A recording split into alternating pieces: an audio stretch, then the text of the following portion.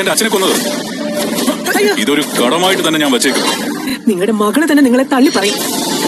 അവളുടെ കാര്യത്തില് എന്ത് ചെയ്യണമെന്ന് എനിക്കറിയാം.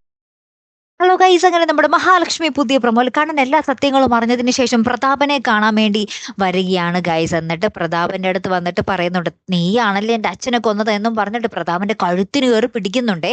അപ്പോഴത്തേക്കും നമ്മുടെ അമ്മയാണെങ്കിലും നമ്മുടെ അമ്മൂമ്മ, അതായത് പ്രതാപന്റെ അമ്മയാണെങ്കിലും മോഹിനിയാണെങ്കിലും ഭയങ്കരമായിട്ട് ഞെട്ടി നിൽക്കുക കേട്ടോ. അതിനിടയിൽ നമ്മുടെ മാർക്കോ വരുന്നുണ്ട്. മാർക്കോ പറയുന്നുണ്ട്, നിന്റെ വീതി കുറിക്കുന്നത് ഞാനായിരിക്കോടാ എന്ന് പറയുന്നുണ്ട് കേട്ടോ.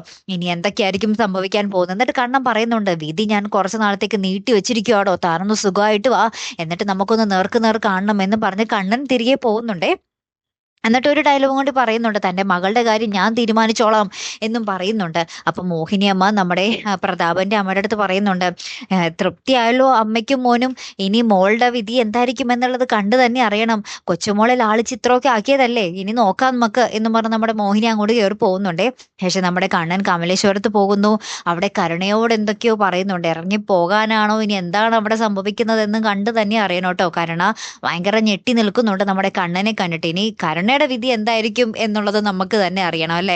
അതിനിടയിൽ വാമദേവന്റെ ആ ഒരു ഭീഷണിപ്പെടുത്തലും പൈസ മേടിക്കലൊക്കെ അതും നിൽക്കുമ്പോഴുണ്ടാവുന്ന ഒരവസ്ഥ, ഇനി എന്തൊക്കെയായിരിക്കും, ഇവർ എങ്ങനെയായിരിക്കും തിരിച്ചടിക്കാനും പോകുന്നത് അല്ലേ കൂട്ടുകാർ. ഇനി നമ്മുടെ മേഘനാഥം വന്നാലേ നമുക്കൊരു ഉഷാറുള്ളൂ. എന്നാലല്ലേ ശത്രുപാളയത്തില് ഒരു എന്താ പറയാ, ആരെങ്കിലൊക്കെ വേണ്ടേ ഇവര് തമ്മിൽ തല്ലുപിടിക്കാനായിട്ട്.